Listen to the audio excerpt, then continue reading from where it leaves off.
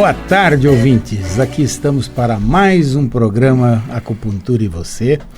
E como eu prometi na semana passada, o Dr. Augusto, nós vamos terminar de falar sobre um pouco mais sobre homeopatia. Se for necessário, Dr. Augusto, fazemos mais 2 programas. Isso aí é o de menos. Com satisfação. O importante é que fique claro aos ouvintes exatamente para que serve a homeopatia e como é usada. Então, já que vamos falar para que serve, você pode falar um pouco sobre os tratamentos em si, como é que procura qual sintoma que age com qual mineral, vegetal, etc., que eu acho que é interessante para que eles entendam um pouco. Vou falar. Vamos começar do começo. A homeopatia é primeiro conceito que a gente tem que entender, que a homeopatia é a cura pelo semelhante. Homoios, em grego, significa igual. E patos é doença. Então, a gente trata a doença com uma substância semelhante. E nós na medicina chinesa falamos semelhante, cura semelhante. Cura semelhante. A alopatia é o contrário, né? Alo é o contrário. Então, você dá o contrário da doença. A pessoa tem uma acidez, você dá o antiácido. A pessoa tem uma depressão, você dá o antidepressivo. É a medicina do anti. Isso, é a medicina do anti. Ele tem uma febre, você dá o antitérmico. Diarreia, antidiarreia. Na homeopatia, é exatamente o oposto.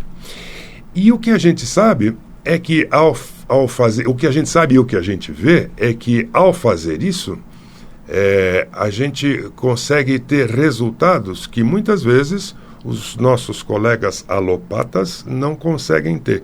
E nós não estamos aqui falando mal da alopatia, porque eu e você tivemos formação alopática, fizemos residência médica e temos toda a formação, e inclusive, eventualmente, usamos a alopatia se for o necessário, né?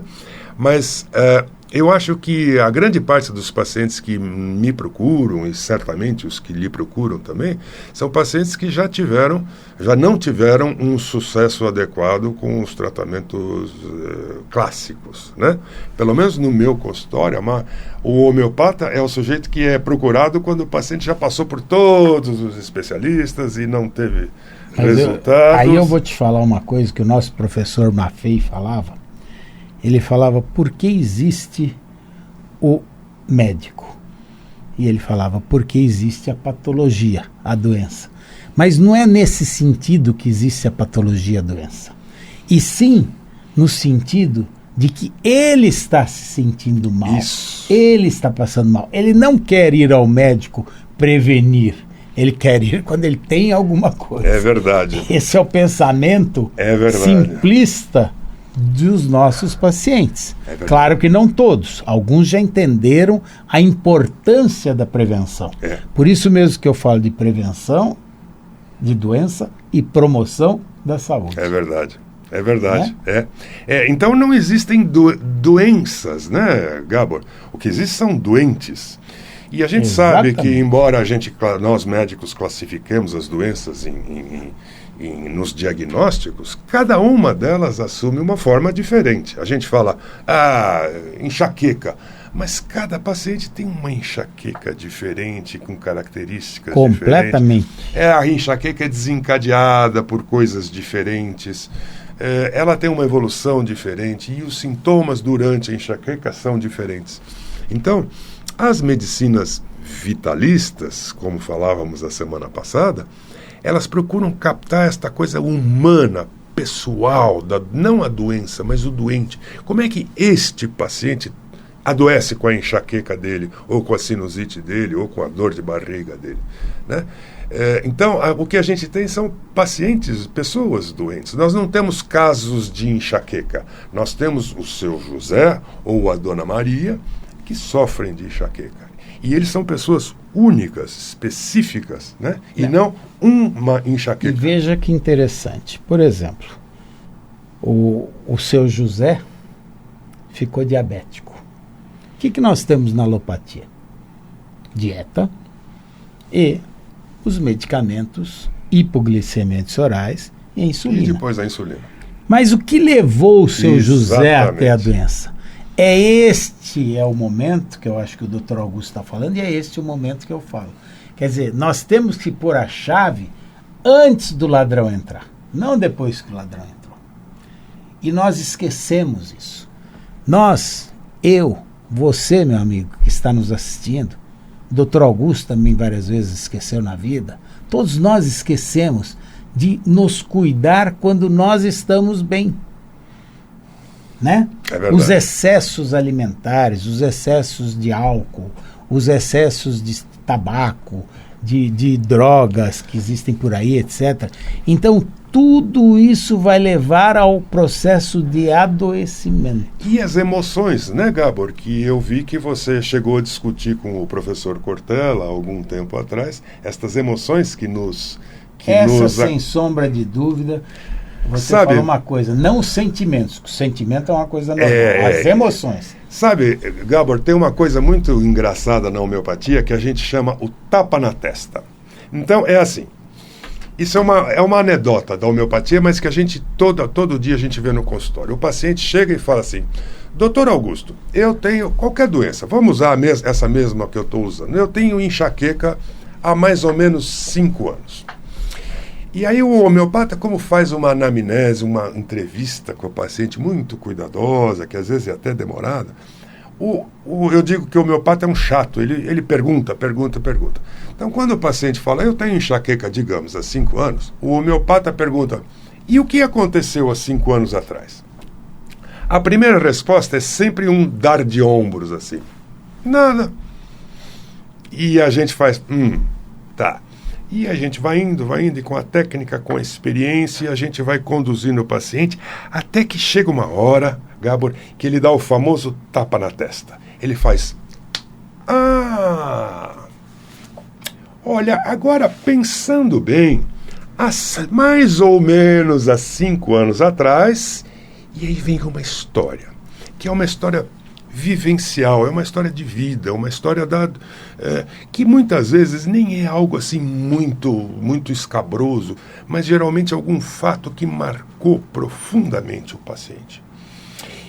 E aí a gente descobre que aquela enxaqueca não caiu do céu, porque as pessoas acreditam que ficar doente é como ganhar na loteria, né? Então tem um que ganha um prêmio grande e tem outro que nunca vai, como se houvesse alguém ou algo lá em cima brincando com a gente, né? Se divertindo, dizendo assim, aquele ali é bonitão, eu vou proporcionar saúde para ele, aquele ali eu não gosto muito, vai viver doente. A gente acha que ficar doente é uma questão de azar, mas sempre existem fatores que desencadeiam isso, que é o que você acabou de chamar de preservar a saúde, né? Então, o paciente dá o tapa na testa e fala assim, eu estou falando de enxaqueca, mas é qualquer outra doença, hein? Claro. Ele fala, mais ou menos há 5 anos, aconteceu uma história, e ele conta uma história, pode ser qualquer coisa, uma perda, uma tristeza, uma decepção, um percalço na vida, ou alguma coisa assim. E aí ele começa a dizer assim, pois é, ali mais ou menos nessa época, e aí eu comecei a ter uma dorzinha de cabeça, e aí ela foi, nunca tive dor de cabeça antes, hein, Augusto? Mas aí eu comecei a ter, e essa dor de cabeça foi piorando, e até que fizeram um diagnóstico de enxaqueca. Agora, então, houve aí um fator desencadeante emocional que desequilibrou a energia vital dele e fez com que ele desenvolvesse uma enxaqueca, uma dor de barriga, ou uma sinusite, ou alguma outra coisa, né? Eu vou mais longe. Dentro da medicina chinesa, o recém-nascido, ele recebe 2 energias. Uma é a energia ancestral essencial, que é a união do óvulo com o espermatozoide. Então, ele vai receber o fenótipo do pai. Então, se o cara tem cara de papagaio, o filho tem cara de papagainho, etc., que a gente brinca, né? Heranças, por exemplo, diabetes, etc., vai herdar através da herança ancestral essencial.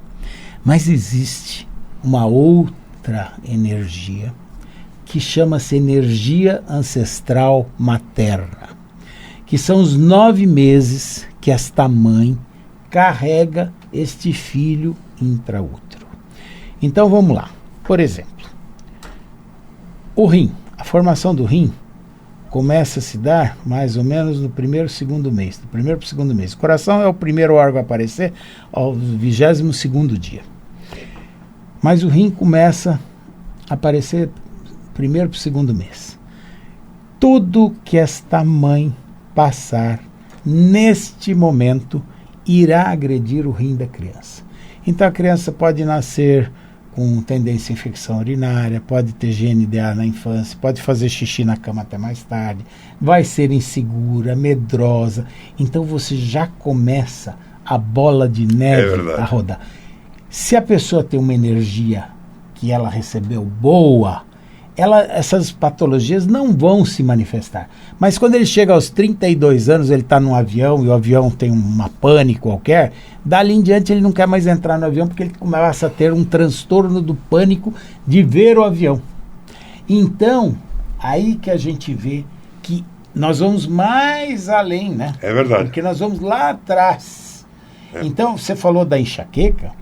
Para nós, na medicina chinesa, esse paciente que você descobriu que há 5 anos atrás tal coisa foi o fator desencadeante, nós vamos lá para trás para ver como é que foi a gestação dele, para ver o que a mãe passou para atacar o fígado dela e o fígado do feto em formação, porque enxaqueca sempre, 100% das vezes tem a ver com o fígado. Entendam bem isso. É verdade. Qualquer coisa que seja, até se for tumor, tem a ver com o fígado.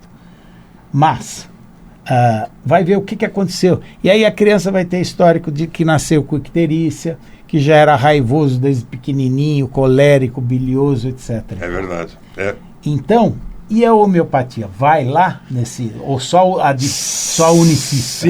Sim. Eu acho que, sim, da mesma forma que você explicou, que esse pensamento da medicina tradicional chinesa, na homeopatia também. Porque a pergunta é, por que uma pessoa que esteve saudável até 5 anos atrás, de repente começa a ter enxaqueca, ou artrite, ou pneumonia de repetição, ou qualquer outra coisa? Né? Por que de um dia para o outro isto acontece? Nós aprendemos lá na medicina clássica, na faculdade, que é idiosincrásico, que é uma palavra complicada para dizer assim, é o jeito dele, é porque sim. Né? Ou seja, é uma tendência natural. Muito bem, é uma tendência natural. Mas algumas pessoas, mesmo passando pelas mesmas agressões, não têm a pneumonia. Né? Então, por exemplo, você sabe, tem experimentos que mostram que se você pegar uma cultura de bactérias e inocular em 10 pessoas, 3 vão ter infecção, as outras 7 não. É a mesma bactéria, é a mesma inoculação, não é isso? Você sabe esses... Então, o que fez com que aqueles 3 fossem suscetíveis a um evento qualquer e os outros 7 não? O que fez com que aquelas condições fizessem que aquela paciente tivesse enxaqueca ou qualquer outra coisa? Ou seja, que a imunidade, o que levou a imunidade deles a ser e os outros, exatamente, e os outros não tivessem. Alguma coisa aconteceu, alguma coisa os predispôs. E aí, as medicinas tradicionais, como a sua e a homeopatia, como a acupuntura e a homeopatia, vão buscar outras causas. E aí nós vamos encontrar, primeiro, as causas mais imediatas, uma emoção muito forte. O exemplo que você citou do sujeito que está num avião e dá uma pane lá qualquer e ele tem um medo. Isso desequilibra a energia vital. Né? Então ele era resistente a um monte de coisa e depois disso ele passa a ser suscetível. Uma perda de emprego, uma morte, uma separação, uma decepção, alguma coisa. Essas são as causas imediatas. Mas há também causas mais remotas, que são a herança, que a gente chama, que foi o que você acabou de nos ensinar a respeito da mãe, né? Ou seja, que a mãe na gestação criou uma condição que tornou aquela criança suscetível a determinadas agressões, e a herança familiar. Na homeopatia a gente costuma dar muito valor à história familiar, porque a gente sabe que determinadas doenças, a tendência, a suscetibilidade a essa doença é passada de pai para filho. Existe uma condição na homeopatia que a gente chama tuberculinismo. Não é tuberculose, é tuberculinismo. Sim. O tuberculinismo é uma condição que favorece afecções da parte respiratória. Então, você pega aquelas crianças que vivem com sinusite, vivem com dor de garganta, vivem com dor de ouvido, sangra muito o nariz na infância, tem amígdalas grandes, tem adenoides grandes, operam muitas vezes as amígdalas e adenoides sem grandes melhoras. Depois, quando elas crescem um pouco, elas vão ter bronquite, asma, geralmente até os 7 anos, ou então até a adolescência, 11, 12 anos. E a gente sabe que essa condição tuberculínica é uma predisposição do organismo que foi herdado de alguém lá atrás. Eu costumo perguntar para os meus pacientes: você tem algum parente lá atrás, antigo, já falecido, que teve tuberculose? E geralmente os pacientes falam: não. Aí eu pergunto brincando assim: aquele tio Ernesto que tossia muito, ou então aquela tia Genoveva que era muito magrinha? E geralmente os pacientes falam não. Na segunda consulta eles voltam dizendo: eu fui perguntar para minha avó, é o tapa na testa, eu fui perguntar para minha avó e de fato nós tivemos um tio já falecido há muito tempo que passou uns tempos em Campos do Jordão, né? Então, a gente vê que essa tendência, essa tendência tuberculínica, que a gente chama, se manifestou naquele paciente, não a ponto dele ter uma tuberculose pulmonar, mas assim, qualquer ventinho ele adoece, a gripe dele demora 15 dias para sarar e não uma semana. Quando ele fica gripado, ele tem muito catarro, e não uma tossezinha como outro qualquer. Ele teve muita amidalite lá atrás, ele teve bronquite. Então, essa herança que você acabou de nos ensinar é uma herança que também predispõe as pessoas a adoecerem. Isso me faz lembrar as aulas magnas que nós tivemos com o Dr. Walter Edgar Maffei. Com o Maffei, grande professor. Que falava sobre mecanismos de defesa do organismo. E onde ele classificava como o que levava à doença, na realidade o indivíduo não ficava doente, ele tinha alergia. O que significa a palavra alergia? Reação modificada do organismo. No tempo, na quantidade e na intensidade. Porque muitas vezes, e naquele tempo nós fazíamos isso, nós fazíamos o teste com o benzetacil para ver se a pessoa, a criança, podia tomar o benzetacil. É verdade. Como ele dizia, o indivíduo podia morrer naquele teste. Só com o teste. Porque se ele fosse sensível, só o teste. Ele falava que os médicos acreditavam que fosse uma tonelada, né? Mas basta uma. Se o indivíduo fosse sensível, só o teste já seria suficiente. E eu cheguei a ver isso, pessoas que tiveram reações graves só com o teste. E com Buscopan na veia. Parada cardíaca com Buscopan na veia. É verdade. Sabe, Gabor, no programa muito interessante na conversa muito interessante que você teve com o professor Cortella na semana passada, no mês passado, você comentou uma coisa que eu achei muito interessante, que eu acho importante. Você diz assim: a pessoa não fica doente porque pega hepatite, por exemplo. A pessoa pegou hepatite porque ela já estava doente.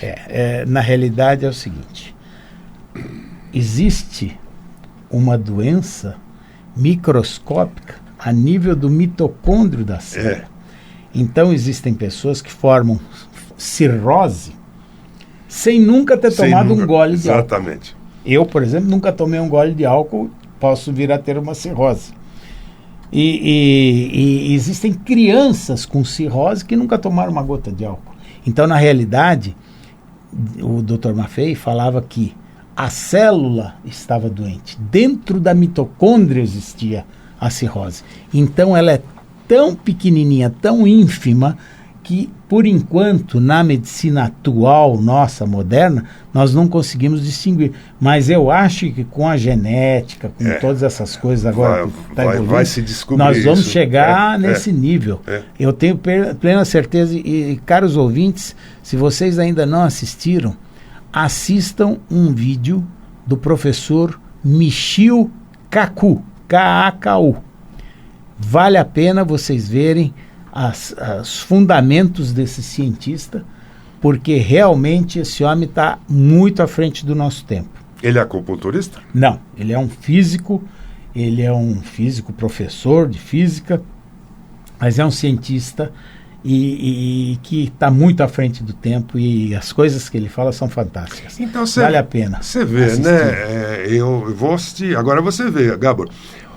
Isso que nós estamos falando agora é o que falávamos antes. Existe uma predisposição para que a pessoa adoeça, né? Então, foi o álcool, voltando a esse exemplo que você deu, foi o álcool que fez essa pessoa adoecer de cirrose? Não.